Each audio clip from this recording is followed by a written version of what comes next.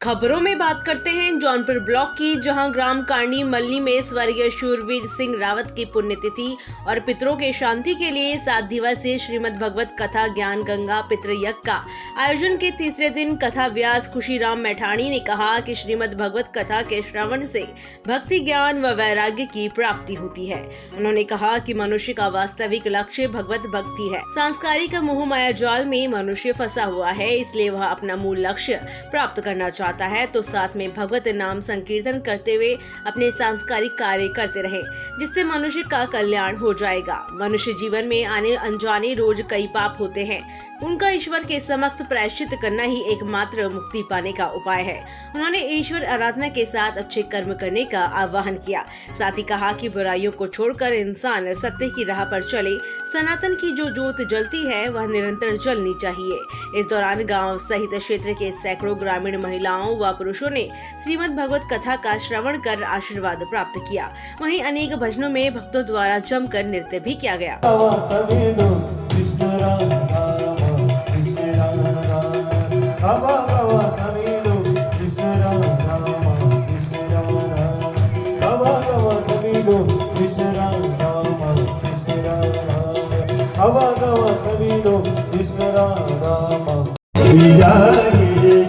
तेरा दर्शन करे भाग में रहो तेरा दर्शन करे भाग में रहो तेरा दर्शन करे भाग भले लग दे तेरी बड़ी बड़ी भले लग दे तेरे बड़ी बड़ी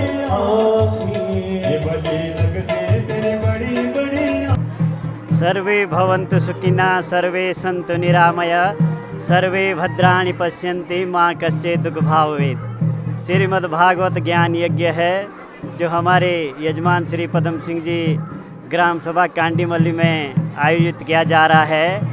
बड़े हर्ष और उल्लास का इस समय दिन है। आजकल जो है पूरे 8 जुल में जो है खुशी का माहौल है।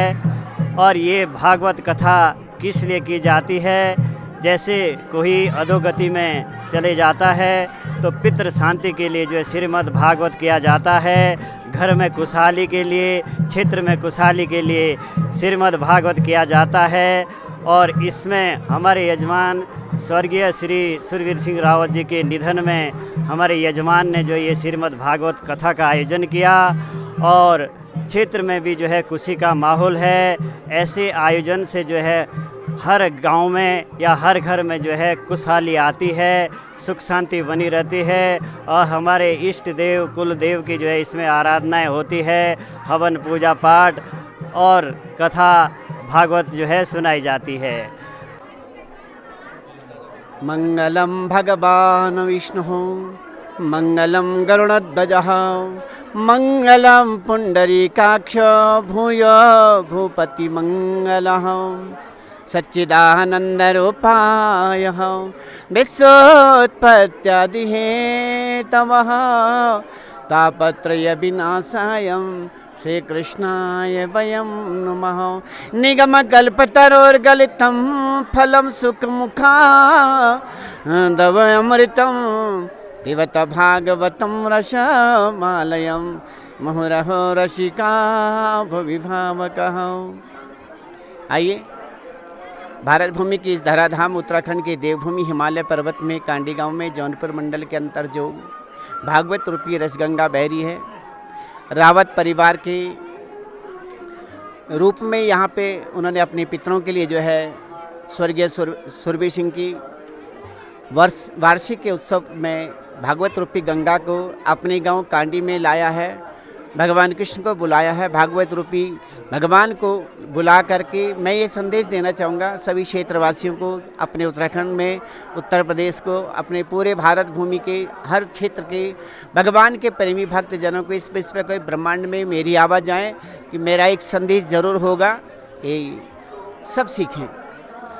बुराई को छोड़ करके अच्छाई को प्राप्त करें। सच्चिदानंद रूपाय, जिस प्रकार से सच्चिदानंद ने, भगवान कृष्ण ने ज्योत जलाए है, चिंगारी जो फैलाए है जीवन में, वो राम बन के आया, चाहे श्याम बन के आया, चाहे कृष्ण बन के आया, चाहे विष्णु बन के, ब्रह्मा बन के आया, चाहे शिव बन करके, ये ज्योत सनातन की जगी है। इस सनातन की ज्योत को अमर व्याख्या करते हुए इस जग को भारत राष्ट्र बनाने का मेरा एक संकेत है।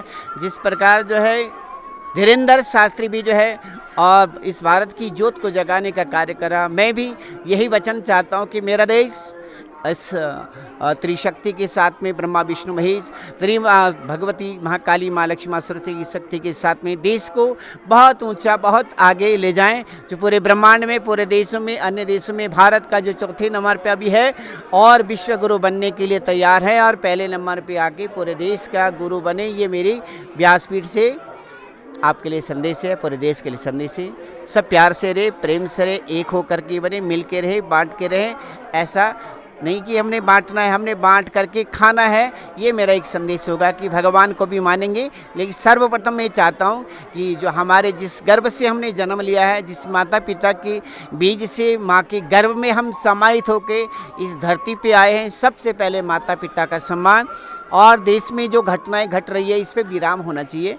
जो स्त्रियाँ अपने पति को जो है ताड़ना दे रही हैं, कोई मारना चाहती है, कई चीज़ देती है, या कोई पुरुष है अपने पत्नी को प्रताड़ित करता है, इन दोनों के लिए मेरा संदेश है कि दोनों शाश्वत बने, सशक्त बने। संस्कारों की जहाँ तक कमी है उस संस्कार को अपने जीवन में लाएं।